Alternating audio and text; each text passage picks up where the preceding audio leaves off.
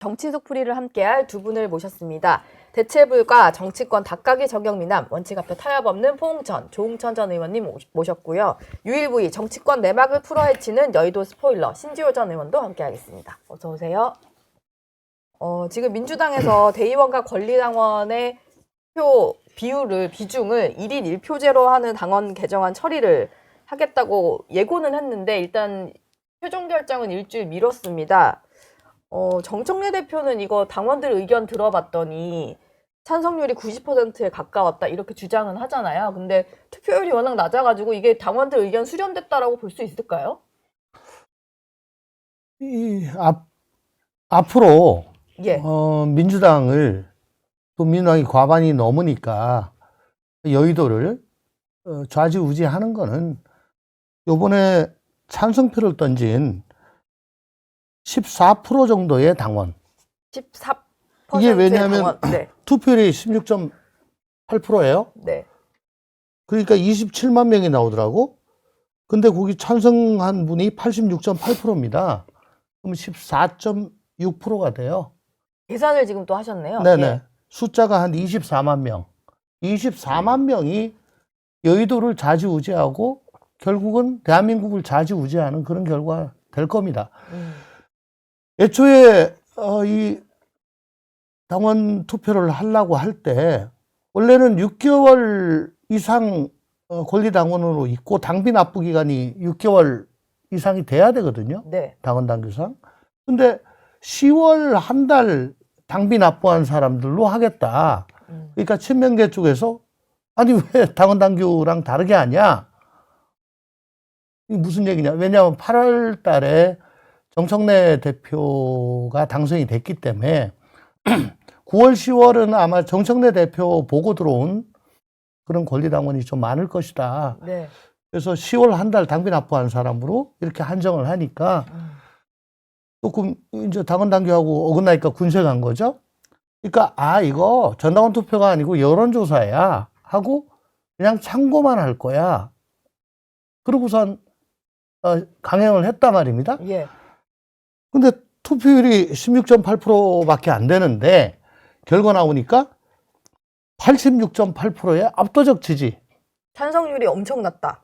이렇게 얘기를 했죠. 찬성률이 압도적 거의 90%에 필적하는 압도적 지지를 받았다. 그럼 이거 가지고 당무위 중앙위에 올려서 하겠다라고 하니까 절차적으로 이제 문제가 생긴 거죠. 생긴 건데 결국은 이건 뭐 대통령 해외 순방 중에 이렇게 해버리니까 그 대통령 없을 때 뭐 자기 멋대로 하려고 하는 거 아니냐 이런 비난도 지금 가능한 거고 이제 앞으로 볼만 할 겁니다. 지지자들이 대통령 선거 때까지는 하나로 뭉쳐가지고 왔는데 대선 이후에 이재명 정부의 안정적 국정 운영 그리고 성공을 더 비중을 두는 당원들과 개혁 작업이라고 이제 대통령 됐잖냐. 네. 우리 할 건 다 했고 개혁 작업 즉 뭐 사법 개혁이다 뭡니까 내란 청산이다 뭐다 뭐 몇 가지 있잖아요. 이거를 당김에 쇠불 뽑듯이 정말 확실하게 이뤄내야 된다. 이게 우선이다라고 하는 당원들과 지금 갈라져 가지고 분화가 이루어지고 있어요. 이 분화는 중앙위원회를 요번에 12월 5일 날 통과할 것인가 말 것인가를 떠나 가지고 앞으로 민주당의 권력 구도가 어떻게 될 것인가, 네. 그리고 용산과의 관계가 어떻게 될 것인가를 계속 자극하는 그런 갈등 요인으로 작용할 겁니다. 지금 일단 정청래 대표가 추진하는 거에 대해서 공개적으로 친명계 의원들이 반발도 했고 또 친명계 외곽 조직이라고 할 수 있는 더민주혁신회의에서도 정청래 지도부의 행보에 대한 당원들 우려가 커지고 있다 이런 성명을 냈잖아요. 단순히 뭐 일주일 미뤘다라고 해서 이게 갈등이 잦아들 것 같진 않은데 좀 어떻게 전망하시나요? 지금 뭐 조응천 의원께서 잘 설명해 주셨는데 제가 봤을 때는요, 이거 제도 변경, 그러니까 대의원과 권리당원의 그 비중을 1대1로 하자. 그 제도 변경에 대한 이견에서 나오는 게 아니고 예. 차기 당권, 더 나아가서는 차기 대권을 둘러싼 파워 게임이 벌써부터 시작됐다. 예, 이렇게 봐야 됩니다. 왜냐하면 이건 당원 주권주의라고 하는 명분하에서 진행된 거고, 이재명 대통령 당대표 시절에 수도 없이 강조한 얘기예요. 그렇죠. 수도 없이. 그때도 이미 비율을 좀 조정을 했잖아요. 이미 조정했죠. 60대 1에서 20대 1로 조정한 거를 요번에 1대 1로 하겠다는 건데, 네. 이거의 본질은 파워 게임이다. 친명계 한 의원이 한 언론에 이렇게 얘기했더라고요. 정청래 대표가 너무 일찍 발톱을 드러냈다. 이게 저는 핵심이라고 봐요. 발톱. 예. 예. 발톱을 너무 일찍. 예. 본인 속내를 다 드러내버렸다 이거군요. 예, 그렇죠. 그러니까 이거는 어차피 조금씩 속도가 늦춰지거나 1대1은 아니더라도 뭐 전략적 지역 영남 같은데 뭐 대의원 비중 좀 감안하는 뭐 이런 식의 약간의 조정은 있겠지만 결국은 큰 흐름에서는 이쪽으로 갑니다. 예. 가는데 이 과정에서 엄청난 기싸움들이 벌어질 거예요. 기싸움들이 벌어지면서 차기 당권을 둘러싸고 누가 어떤 고지, 그다음에 당내 여론 지형을 어떤 식으로 만들어가고 하는 이거의 본질은 그럼 차기 당권을 둘러싼 파워 게임이라고 봐야죠. 근데 저 중앙위원회 구성을 제가 잘 몰라서 좀 여쭤보는 건데요. 중앙위원회 가서 정청래 대표가 원하는 방향으로 결론이 날까요? 아니면 혹시 좀 반대되는 결론이 나올 수도 있는 건가요? 중앙이란 거는 이제 당무위보다는 좀 더 큰 단위죠. 현역 국회의원, 또 원외 지구당 위원장, 또 기초광역 단체장, 또 각종 위원회에서 추천한 사람들 해가지고 뭐 숫자가 꽤 됩니다. 한 1000명 정도 넘는 걸로 저는 아는데, 예. 과거 22년인가요? 그때 한번 중앙위에서 당헌 개정이 부결된 적이 있어요. 그때 아마 우상호 원내대표 비대위원장 비대위원장 시절에 시절이었던 것 같은데, 예. 그때 중앙위에서 부결된 게 뭐냐면은 역시 이제 당원 중심, 당원 주권으로 가면서 전당원 투표가 전당대회 의결보다 우선한다. 전당원 투표가 그 안건이 올라왔었는데 과반이 안 돼가지고 그때 부결이 된 게 제가 기억이 나요. 그러니까 요번에도 방금 신조 의원님 말씀하셨듯이 파워게임이다. 그러면 참 친명 쪽에서는 난감한 게 이재명 대통령 자신이 22년도 당권을 잡은 이후에 꾸준하게 외치고 왔던 게 당원 중심, 당원 주권이고 전국적으로는 1인 1표로 가야 된다라고 주창을 해왔거든요. 예. 그러니까 지금 정청래 대표가 정광석화로 이렇게 하는 그 절차에 대해서 문제를 삼을 뿐이고 민주적 정당성이 있냐라고 할 뿐이지 방향성에 대해서는 나도 동의한다. 맞다라고 할 수밖에 없어요. 예. 왜? 계속 그렇게 해왔으니까. 심지어는 23년도에 그 대의원 권리당원 비중을 60대 1에서 20대 1 이하로 낮추는 그때 당원 개정할 때 극렬하게 반대했던 그런 분들이 예를 들어 박용진 의원 같은 그런 분들도 이번에 하는 얘기 들어보면 1대1 자기도 동의한다. 뭐 이래요. 그러니까 그거는 이제 지금 어떻게 할 수가 없는 거야. 근데 제가 주목을 하는 거는 더민주혁신회의에서 가장 먼저 치고 나왔잖아요. 이게 친명 원외 조직, 뭐 원내도 꽤 있습니다. 최대 조직인데 최대 조직이죠. 이분들이 1대1로 당원 개정을 하겠다고 하는데 거기에 그렇게 반기를 들고 목소리를 높인다는 것은 용산과의 교감이 없이 과연 이게 가능했을 것인가. 그리고 심지어는 뭐 가처분까지 하겠다는데 뭐 그런 것이 용산과의 교감 없이 이게 가능한 것인가. 그렇죠. 가처분 얘기도 나왔죠. 네. 쉽게 얘기해서 이런 상황이 빚어질 걸로 생각을 해가지고 지난 전당대회 때 사실은 용산은 정청래 대표보다는 박찬대 대표를 원했던 걸로 저는 생각이 돼요. 예. 근데 정청래 대표 돼가지고 계속 그냥 세게 드라이브 밀고 나가니까 대통령이 원샷을 못 받고 또 통합, 중도 통합 뭐 이런 얘기를 자꾸 해도 이게 묻히잖아요. 근데 요번에 1년짜리 대표하고 다음 내년 8월 달에 당선돼서 2년짜리 대표 돼가지고 총선의 공천권을 쥐게 되는 그런 대표. 거기에 정청래가 간다? 그러면 이 대통령이 국정 운영을 하고 또 여권 통합을 하는 거에 있어서 상당한 걸림돌이 된다는 생각을 아마 하고 있기 때문에 더민주혁신회의가 이런 목소리를 내는 거 아닌가. 그러니까 본격적인 싸움이 이제 벌어졌다라고 예. 보는 거죠. 벌어졌다. 뭐 민주당 상황은 그렇고요. 국민의힘 같은 경우는 지금 룰을 세팅하는 데 있어서 네. 약간 이견들이 있는 것 같아요. 지방선거 총괄기획단이 지금 활동을 시작을 했는데 경선에서 당원 투표 반영 비율이 지금은 이제 5대 5잖아요. 네. 이거를 당원 비중을 높여서 7대 3으로 하겠다. 뭐 이런 아이디어가 나온 것 같더라고요. 당성을 좀 평가해야 된다. 당에 대한 기여도를 봐야 된다. 뭐 이런 주장인데 말만 보면 맞긴 하거든요. 어떻게 들으셨나요? 말만 보면 맞아요. 뭐 당의 어떤 기여를 좀 한 사람이 돼야 된다. 뭐 이런 그러니까 그거 취지니까. 자체로만 보면 이제 뭐 틀린 얘기는 아닌데 예. 우리가 지방선거는요 그냥 일반 국민의 입장에서 보면 지방 일꾼을 뽑는 겁니다. 그렇죠. 그러니까 대선은 물론이고 총선보다도 정치색이 상대적으로 덜한 선거가 지방선거예요.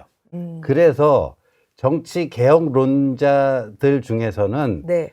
이 지방 행정, 지방 정치마저도 너무 그 정당 정치에 오염이 되면 안 되기 때문에 무공천을 해야 된다. 이런 안을 제시하는 분들도 꽤 많아요. 근데 그렇게 하다 보면은 누가 누군지도 모르는 사람들이 막 우후죽순으로 나오면 안 되니까 그래도 책임 있는 공당에서 추천을 하는 게 그나마 낫지 않겠느냐 해갖고 이 정당 추천제가 유지가 되는 거거든요.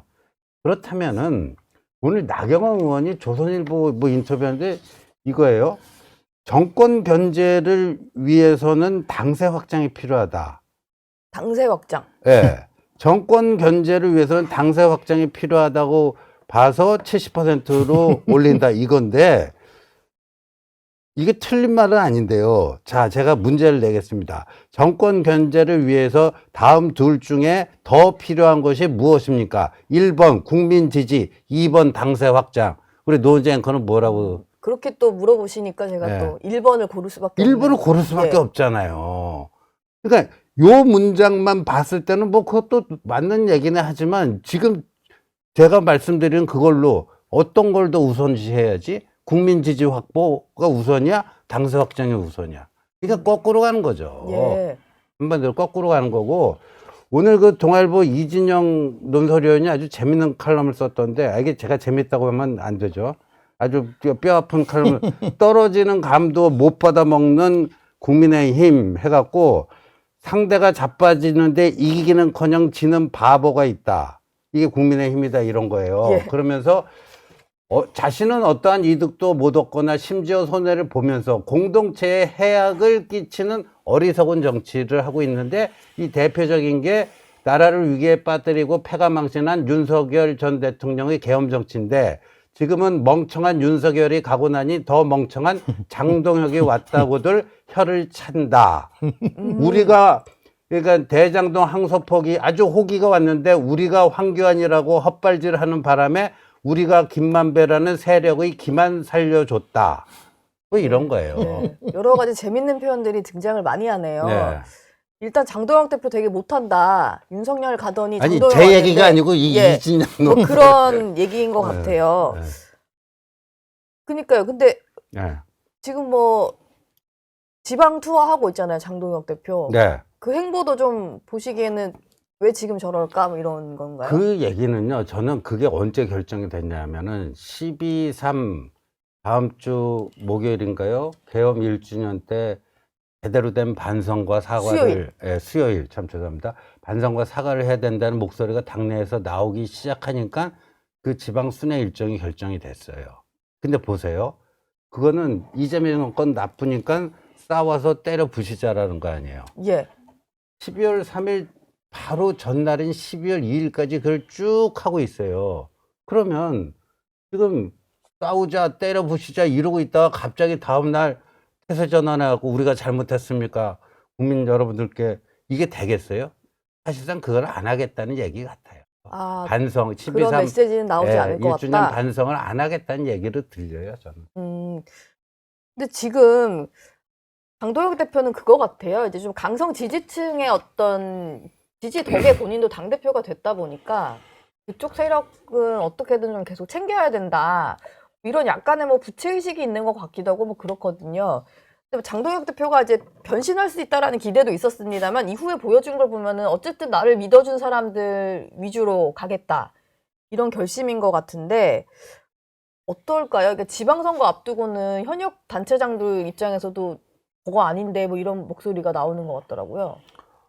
지방선거니까 지금 현역 단체장들이 가장 다급하겠죠.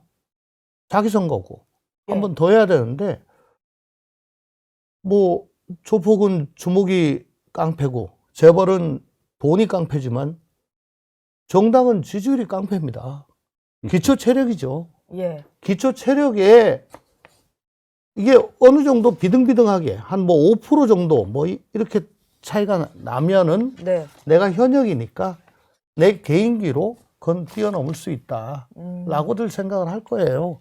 근데 이게 뭐 지금 도대체 10몇 프로, 20몇 프로 차이가 좁혀지지 않고 국민의힘은 20%대 박스권으로 계속 가고 있잖아요. 예.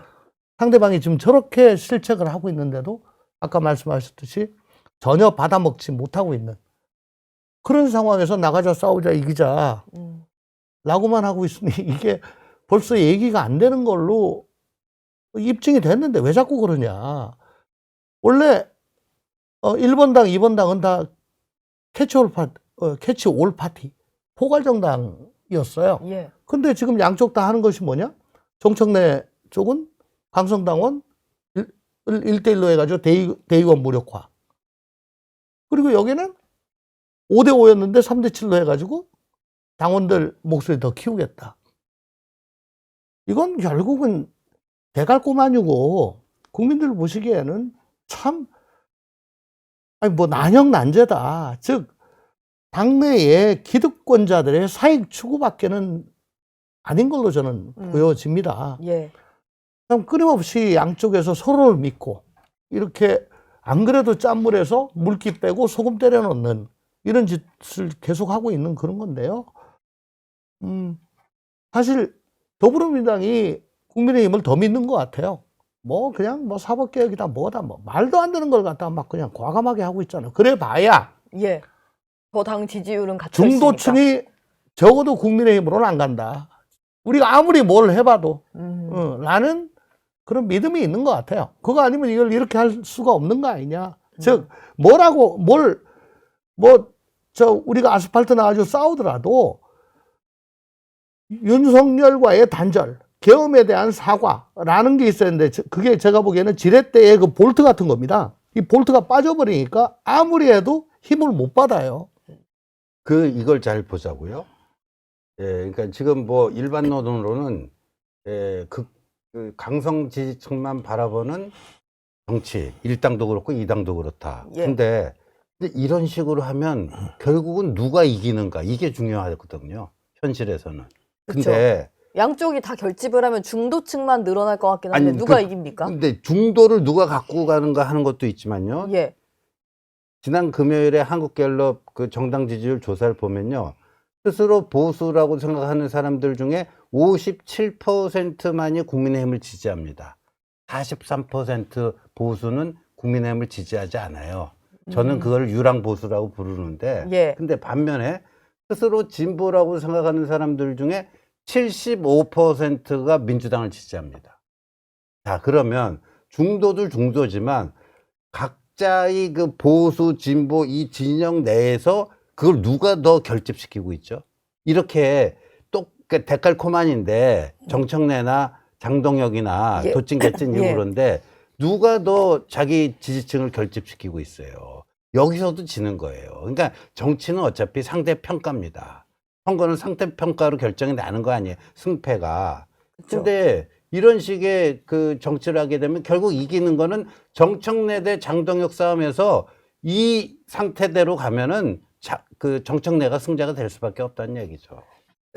분석이 좀 재밌었던 것 같은데 지지층 내부 결집조차도 국민의힘이 지고 있다. 그럼요. 예. 그런 건데 제가 봤을 때는 정청래 대표도 그다지 뭔가 중도 확장, 외연 확장에 힘쓰진 않는 것 같거든요. 국민의힘 때문에. 그럴 국민의힘 필요가 없는 때문에. 거죠. 예, 절로 안 가고 아, 선거 되면 어차피 대세가 또 자기들 쪽이니까. 예. 예.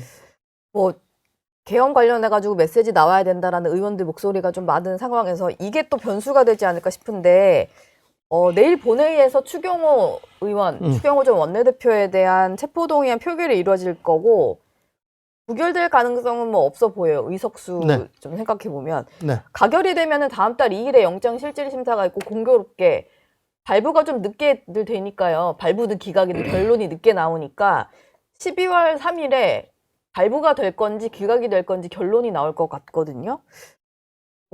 사실 어떻게 하더라도 국민의힘 입장에서는 사죄 메시지를 나오지 않고 뭔가 뭉쳐야 된다는 메시지가 나올 거다. 뭐 이런 목소리가 있더라고요. 계엄, 정말 황당무계한 계엄으로 국민들을 놀라게 하고, 그리고 자괴감에 빠지게 한, 그리고 정권을 헌납한 그런 계엄이 1주년이 되는데, 예. 그걸 반성을 안 하고 거기에 대해서 국민들께 사죄의 말씀을 드리지 않고 나가자 싸우자 이기자 백날 얘기해 보십시오. 제가 몇 번 말씀드리지만 국민의힘은 좀비 정당입니다. 죽었습니다. 그럼 죽으면 묻혀야 되는데 묻히지 않고 좀비처럼 돌아다니면서 주위에 폐악질을 하고 있는 그런 정당이라고 저는 생각을 해요. 예. 그리고 지금 민주당이 어저께 사법개혁안 초안을 갖다 발표를 했다. 저는 추경호 대표에 대한 영장, 이때까지 중앙지법 영장 전담들이 한덕수 총리, 네. 또 박성재 장관, 박성재 장관 두 번이나. 등등 네. 정말 결정적인 시기에 영장을 기각하고 김을 빼고 수사에 동력을 받지 못하게 했는데 예. 이번에 추경호 전 대표에 대한 영장 기각만 해봐라. 우리 얘기한 대로 그대로 갈 거다. 누가 뭐라 그래도 니네는 완전히 초토화가 될 거야. 라고 하는 것 아닌가. 지금 사법개혁안 발표하고 하는 것도 다 아니, 다가 아니고 그 일부는 예. 여기에 사이드 이펙트로 생각을 하고 지금 이렇게 하는 거 아닌가. 굳이 이걸 지금 어저께 그렇게 예. 발표하고 한 게 네. 저 나름으로 그렇게 나 혼자. 아니 저도 같은 생각을 했어요. 근데 저는 동의하면서도 김병기 원내대표가 내란 전담 재판부에 올라탔잖아요, 어제. 그쵸. 왜 그럼 올라탔을까? 우리는 원래부터 이거 할 생각이었다. 대통령 귀국 후에 추진하자 이 얘기 했잖아요. 예. 근데 이 얘기는 뭐냐면 지금 사이드 이펙트라고 말씀드렸는데 진짜 본심은 여기가 있는 거라고 봐요. 추경호 영장 제대로 발부해라. 발부 안 하면 내란 전담 재판부 직행이다. 알아서 해. 그 사인을 준 거예요. 법원에. 지금 그러면은 추경호 의원에 대한 구속영장 같은 경우는 한동훈 전 대표조차도 네. 이건 기각되어야 맞다. 맞습니다. 법을 좀 아시는 분들은 다 기각돼야 되는 영장이라고 생각하시지만 이게 법원이 봤을 때는 좀 정무적인 판단이 들어갈 수도 있겠네요. 굴러가는 상황을 보면. 기각되어야 하는 영장이라기보다는 제가 보기에는 발부되기가 좀 어렵지 않겠나. 예. 일단 범죄 소명이라든가 도주 우려 증거인멸 그런 것들로 봤을 때 발부되기가 좀 힘들지 않을까라고 생각을 하고 있는데 12월 3일이 참 여러 가지가 겹칩니다. 진짜. 그쵸. 계엄도 겹치고 그날 장동혁 대표 취임 100일. 100일이라 거기에 추경호 의원 영장 구속되느냐 마느냐. 또 하나 제가 지금 생각을 하고 있는 게 바라다 보고 있는 게 그날이 민주당 최고위원들 중에 내년 지방선거 출마 의향자는 사퇴 시한이 맞아요. 그날이라고 해요. 예. 제가 이 말씀을 왜 드리느냐. 이제 이재명 대통령 곧 귀국을 하지요. 그러면 과연 정청래 체제가 총선까지 이어지는 걸 두고 볼 것인가 말 것인가에 대한 판단을 이제 해야 될 겁니다. 그러면 가장 합법적으로 무리 없이 그걸 무너뜨릴 수 있는 거는 지금 3명의 최고위원이 서울시장이나 경기도지사를 나오겠다고 사실상 뭐 선언을 하고 활동을 하고 있잖아요. 예. 당헌 당규상 5명만 사퇴하면 체제는 무너집니다. 그러면 2명 더 해야 돼요. 그러면 이현주, 또 누구지? 황명선. 황명선. 예.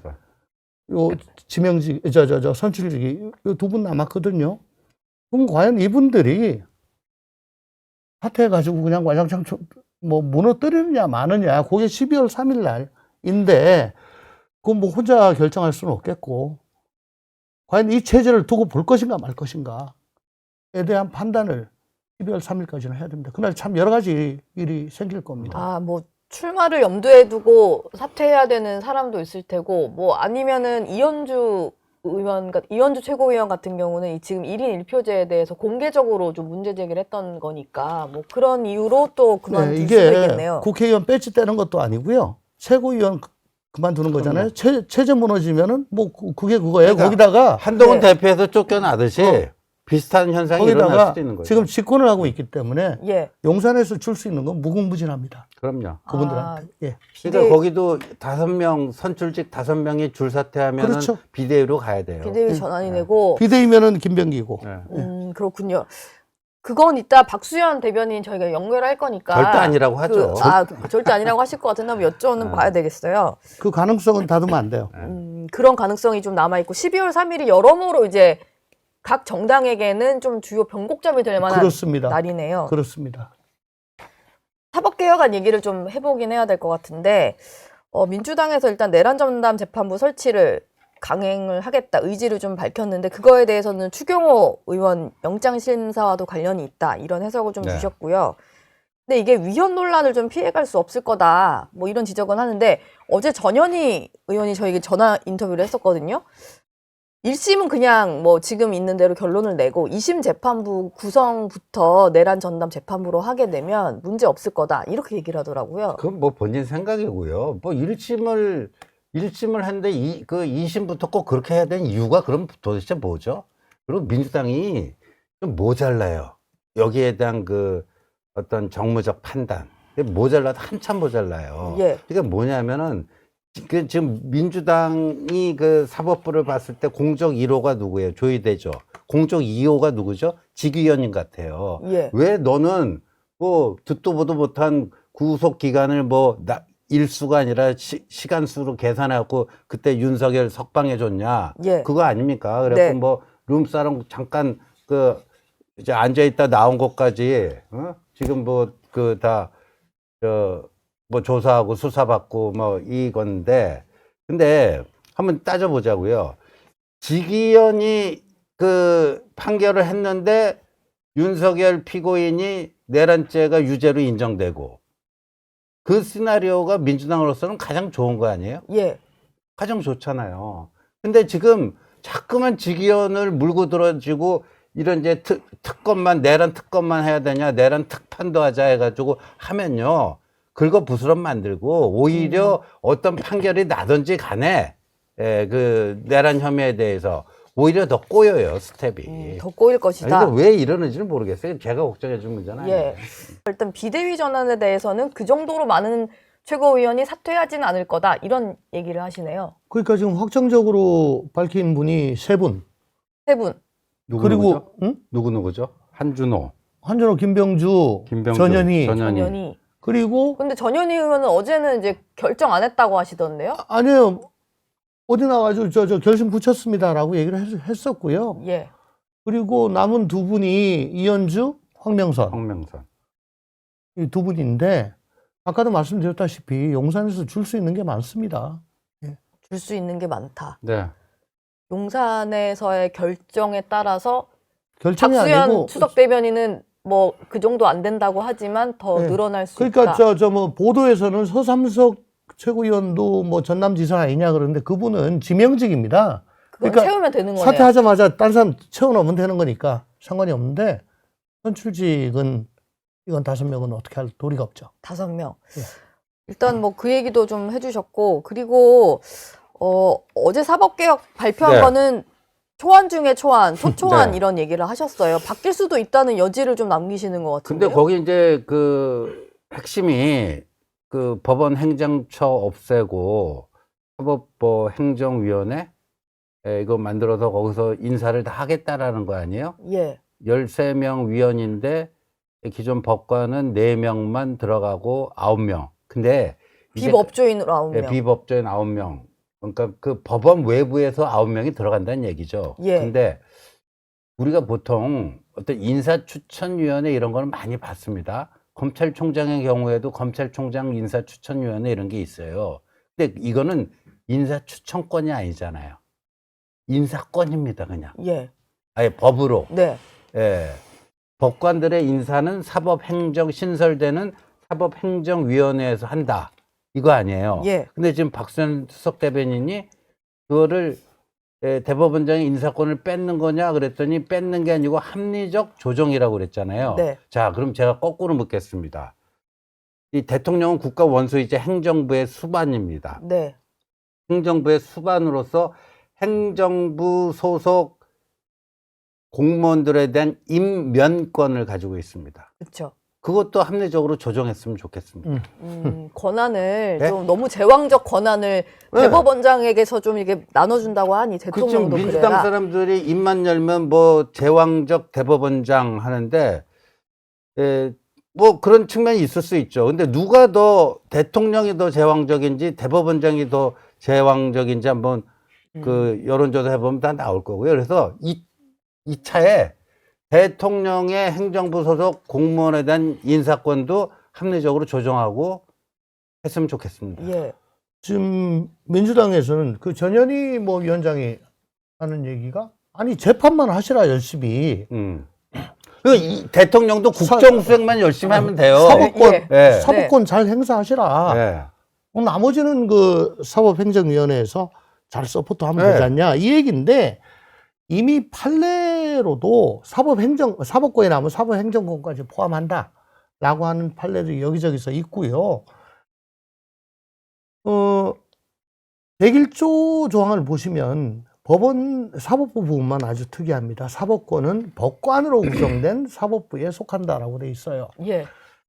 입법권은 의원으로 구성된 국회에 속한다 이렇게 안 돼 있습니다. 네. 의원으로 구성된 없어요. 행정부는 국무위원으로 구성된 뭐 정부에 속한다 이런 거 없습니다. 이게 왜 그러냐? 그만큼 사법권이 상권 중에 제일 약하다는 얘기예요. 제일 보호받아야 된다는 의미입니다. 법관으로 구성된이라고 하는 거는 101조에 법관이 주체적으로 사법권을 향유한다는 뜻을 갖고 있습니다. 예. 그리고 원래 설계가 그렇게 돼요. 지금 시대적 흐름에 따라 가지고 뭐 맞춰야 된다고 말씀하시는데 미국 연방 대법원 대법관들은 종신입니다. 근데 옛날에 60세 종신하다가 지금 80세 넘어가잖아요. 루즈벨트가 그거 바꾸려고 그러다가 큰 코 다쳤어요. 원래 사법부에 대해서는 심판이기 때문에 외부에서 관여하지 마라. 니네들이 저 심판이 알아가지고 하는 거다. 심판 5심도 경기에 하나다. 이게 합의가 됐기 때문에 가는 건데 예. 이걸 이렇게 뭐 누구 영장 기각하겠다고 누가 재판 끈다고 그거 우리가 알아서 할게. 그리고 법원 행정처라는 거는 아마 대한민국 출발하면서 49년도부터 아마 생겼을 거예요. 헌법 제 104조인가요? 대법관이 아닌 법관에 대해서는 대법관 회의의 동의를 얻어 대법원장이 임명한다 예. 라고 되어 있습니다. 동의가 심의 의결이 아니에요. 비토권이에요. 대법원장의 전속 권한입니다. 인사권은. 네. 지금 민주당 저 초안의 문제는 법률로서 헌법을 바꾸려고 하는 거 있어요. 그렇기 때문에 위헌이라고 하는 거예요. 내란 전담 재판부도 왜 그게 위헌이냐? 그 헌법재판소 결정이 있어요. 모든 국민은 헌법과 법률에 의한 법관에 의해서 재판을 받을 권리를 지닌다. 여기서 법률이 정한 법관이란 게 뭐냐? 개별 사건 담당 법관이 법규범에 의해서 사전에 명확하게 규정되어야 된다는 걸 법률이 정한 법관이라고 합니다. 예. 이게 2018년도 헌법재판소 네. 헌법소원 결정이에요. 그때 심판 바꾸려고 막 하면은 그 당사자들이 어떻게 승복하겠습니까? 예. 그죠? 공정성, 적정성, 독립성 네. 다 깨지는 거잖아요. 그러니까 미리 정해놔라. 그게 법원 조직법이 됐고 또 법원 예규가 됐고 관행이 있고 그거를 따라가지고 그 누가 선임이 돼도 무작위로 되게 해라라고 하는 게 그 법률에 의한 법관이에요. 예. 이거를 내란 특별법 내란 특별재판부라고 특별재판부라고 하니까 위헌 소지 있다고 눈 가리고 아웅 예. 전담재판부 그렇다고 해야죠. 달라진 거 아무것도 없어요. 어쨌든 또 위헌 소지가 있다. 위헌 소지가 아니고 이거는 위헌입니다. 위헌입니까? 예. 뭐 민주당 박수현 대변인 얘기 듣고 한번 더 얘기를 나눠봤고요. 지방선거 얘기로 좀 마무리를 해볼까 하는데 민주당에서는 어제 그 서울시장 선거를 아마 제일 큰 선거라고 네. 보겠죠. 탈환을 그렇죠. 좀 해야 되는 네. 목표가 있으니까 서울시당 뭐 행사를 좀 열었는데 오세훈 시장을 좀 겨냥해서 정청래 대표가 종묘 한강버스 같은 걸 좀 거론을 하면서 크게 좀 비판을 하더라고요. 후보 누가 나올 것 같으세요? 민주당에서는? 후보 구는 많은데 지금 뭐 뚜렷하게 좀 앞서가는 사람은 없는 것 같아서요. 그러니까 지금 저요 하고 있는 사람들 많잖아요. 박주민 의원부터 시작해갖고 서영교, 뭐 서영교, 전현희, 뭐 박홍근. 박홍근. 그 저요는 많은데 이놈이다 하는 게 지금 딱 없어요. 이분이다 하는 게. 이 사람이다. 예. 그게 김민석 총리인 줄 알았는데 근데 최근에는 김민석은 아니라는 거고, 뭐 그러니까 뭐 강훈식이다. 심지어 뭐 박용만 뭐 두산 회장까지 뭐 영입한다라는 이런 그래요? 얘기까지 예. 나오고 막 그러는데, 근데 이게 민주당이 지금 서로 좀 이렇게 모순되는 지금 행위를 하고 있는데, 뭐 종묘다, 한강버스다, 뭐 오세훈 때리면 때릴수록 오세훈은 커져요, 존재감이. 예.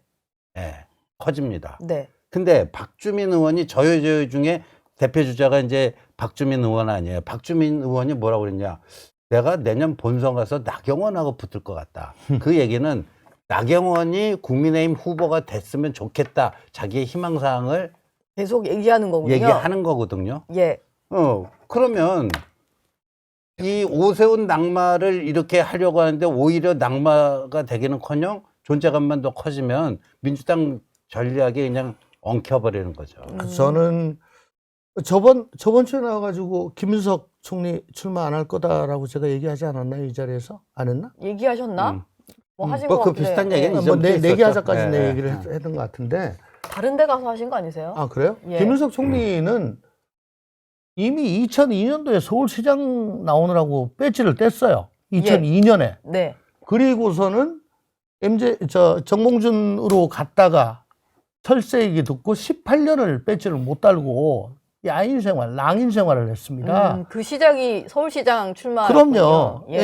MB랑 네. 그때 했을 때. 그러니까 이게 배지 떨어지고 18년 동안 지내신 분이어서 이 배지 떼고 서울시장 나가는 거에 대한 트라우마 같은 게 계신 분이고요. 어차피 이분도 마지막 꿈은 대선일 건데, 대권일 건데, 네. 뭐 서울시장으로 대권 가나, 아니면 총리 커리어 달고 대권 가나 큰 차이 없다고 생각을 할 겁니다. 오히려 이재명 대통령의 입장에서는 어떻게든 정청래 대표를 견제하는 그런 주자로서 김민석 총리를 더 활용할 것 아닌가. 서울시장은 제가 보기에는 최근에 그 언동들을 보아할 때 강훈식 실장이 좀 유망하게 나설 것 아닌가 싶은 그런 생각이 듭니다. 강훈식 실장. 뭐 양양군 공무원, 뭐 경찰, 누구야 안 나서는데요. 행안부, 고용부 네. 다 나서가지고 탈탈 털어라. 나는 그 대통령 비서실장이 순방도 같이 동행하고요. 정부 부처에 대해서 구체적 예. 지시를 그렇게 내린 걸 내 머리 털라고 아직까지 본 적이 없습니다. 예, 알겠습니다. 강훈식 실장의 출마 예상까지 좀 해주셨습니다. 두 분 말씀 여기서 마무리하겠습니다. 고맙습니다. 저희 영상 많이 시청해 주시고요. 좋아요, 구독, 댓글, 알림 설정 꼭 부탁드리겠습니다.